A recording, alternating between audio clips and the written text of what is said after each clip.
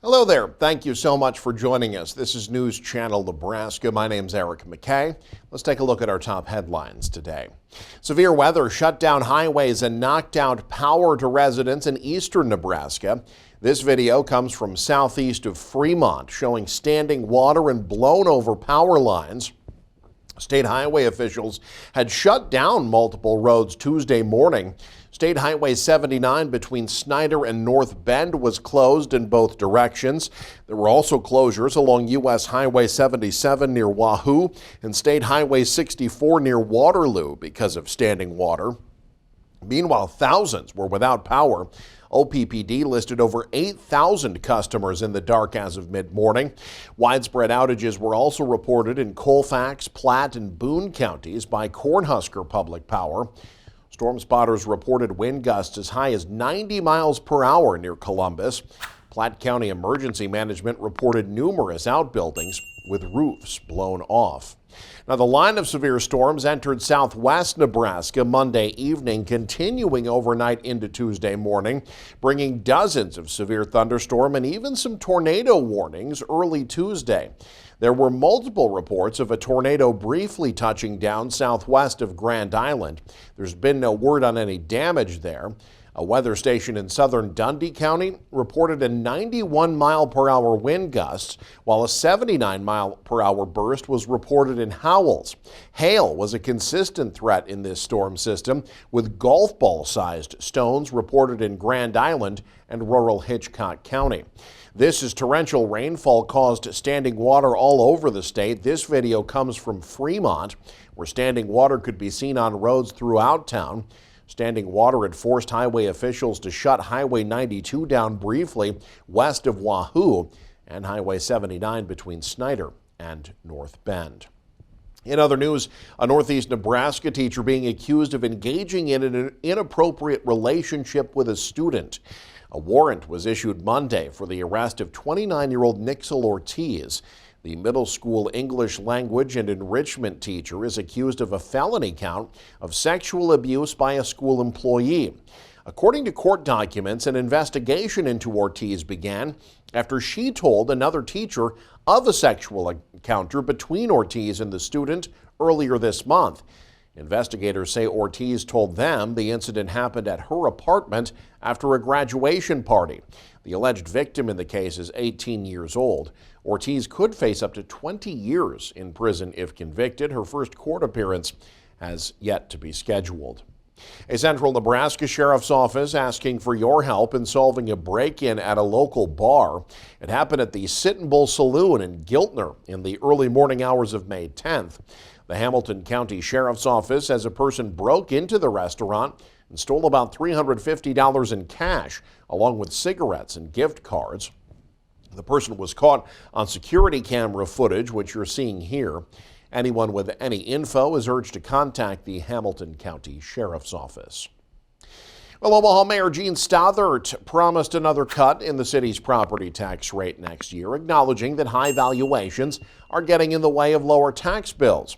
During her 11th State of the City address, she also insisted the city's new streetcar is a huge plus going forward, something not everyone agrees with. Joe Jordan explains. Our city is financially strong. The bond ratings are consistently high. As she runs for an unprecedented fourth term, Gene Stothert, Omaha's first woman mayor, delivers her latest State of the City address, touting low crime, low taxes, and finds her, as always, standing behind her at least $300 million downtown streetcar, scheduled to be up and running in 2027. By the end of this year, more than $1.3 billion in new development will be underway along the streetcar corridor, outpacing the projections that we had and funding the streetcar exactly as we had planned. The taxpayers will not pay for the streetcar, and it will not put the city in debt. It's too expensive. Democrat Douglas County Treasurer John Ewing is running against Stothert, and while calling the streetcar a great opportunity for economic development, he says it will cost upwards of $400 million, not $300 million, and all without the taxpayers' okay. We should not have done it without a vote of the people when it's that expensive. Stothert has long said no vote is needed because property taxes are not being raised to pay for it. In 2017, when you were running for your first re-election, that you said if there was going to be a streetcar, there'd be a vote of the people. I did. I don't hear a vote of the people in this message today. I did. And you know what I said, Joe, at that time was the city will not build a streetcar if it requires a city-wide property tax increase. And I said if the public is asked to pay, then they will be given the opportunity to vote. That's what I said. And so the public is not being asked to pay. Anytime you create additional debt, that money comes from somewhere. We're going to pay more, even if it's not a specific tax increase for the project. A vote of the people is not necessary for something like the streetcar because the people, the taxpayers, are not paying for it. Even if it's a high price tag. Even if it's a high price tag, we don't have to go to a vote of the people for everything. That's why they elect us. 1 year ago, a poll said 68% of Omaha voters oppose a streetcar, 19% are for it, and 13% unsure. It's a poll that, according to the mayor, is just not true. In Omaha, Joe Jordan, News Channel, Nebraska. A committee working on the abandoned Dempster property in South Beatrice is hoping 2 more buildings on the site can be demolished this year. Doug Kennedy has the latest. The committee gave an update to the Beatrice City Council Monday night. Councilman Ted Fairbanks says part of the process is a material management plan that is already in place. And what that basically says is how you're going to handle material that you take down. You take a building down, this is what you're going to do to take it down. You're going to spread water on it when you do this. You don't get any dust flying away that's got heavy chemicals in it. You have a rock road put down in the place so you don't track in and out. If you dig up a tree, you got to leave it on site because it could be the heavy metals could be in the roots of the tree. I mean, it's a plan that says this is what we're going to do. The city currently owns 2 of 5 parcels at the former Dempster manufacturing site. City officials are working to foreclose on 2 of the remaining 3. Complete ownership of the property is estimated in the fall of 2025. Fairbanks is asking the city to allocate about $160,000 this year to take down 2 more buildings on the site. At the same time, officials plan to apply for a federal brownfields grant to help remove asbestos and contaminants. There's no cost share with the brownfield grant for that. We can apply for it as soon as we own the property, like I said, and we would probably know about that within 6 months, and we'd be able to use that right away. The city would use a consulting firm to help apply for the environmental grant of up to $5 million, which could be used for asbestos and soil cleanup. City Administrator Tobias Templemeyer says $30,000 was budgeted for the Dempster project this year, most of it spent on acquiring private property. Both the EPA and the state is very aware of the steps that we've taken so far to clean this property up. They've been very pleased with what we've done to date. But they do not anticipate the city taking on an element this large on their own. Fairbanks said the cost of demolishing and hauling from the entire site is staggering, estimated at about $11 million. Plans are to transition the property to recreational use. Resolving the Dempster issue was the number 2 major goal of the city council as a whole, right behind downtown redevelopment. From Beatrice, Doug Kennedy, News Channel, Nebraska. President Joe Biden traveling to New Hampshire to detail the impact of a law that helps veterans get key benefits as a result of burn pit or other toxic exposure during their service.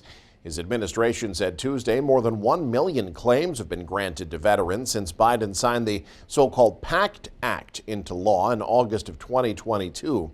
That amounts to about 888,000 veterans and survivors in all 50 states who've been able to receive disability benefits under the law. It totals about $5.7 billion in benefits given to veterans and their survivors. And last year alone, 60 law enforcement officers in the U.S. were killed on the job, according to a report released this month by the FBI. The report also reveals that from 2021 to 2023, more officers were killed than in any other consecutive 3-year period over the past 2 decades. Casey Wannenberg takes us to a memorial in north central Nebraska honoring area law enforcement who gave their lives while on duty.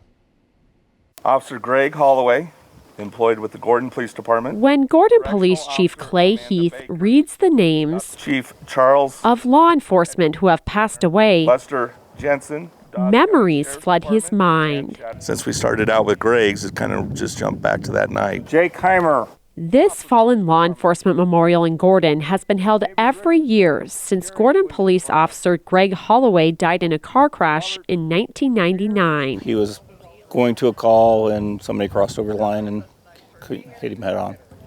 It's like losing a family member. It literally is. Until we lost Officer Holloway, we didn't realize the impact on our departments. And both Clay and I were working in Gordon PD at that time. It was horribly devastating to us. Sheridan County Sheriff Jeff Brewer says the camaraderie among law enforcement is hard to describe. It's a unique group.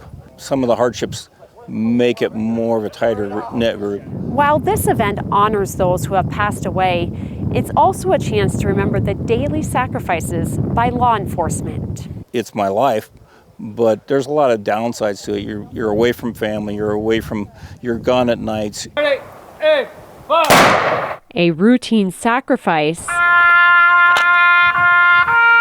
that deserves to be remembered. In Gordon, Casey Wannenberg, News Channel, Nebraska.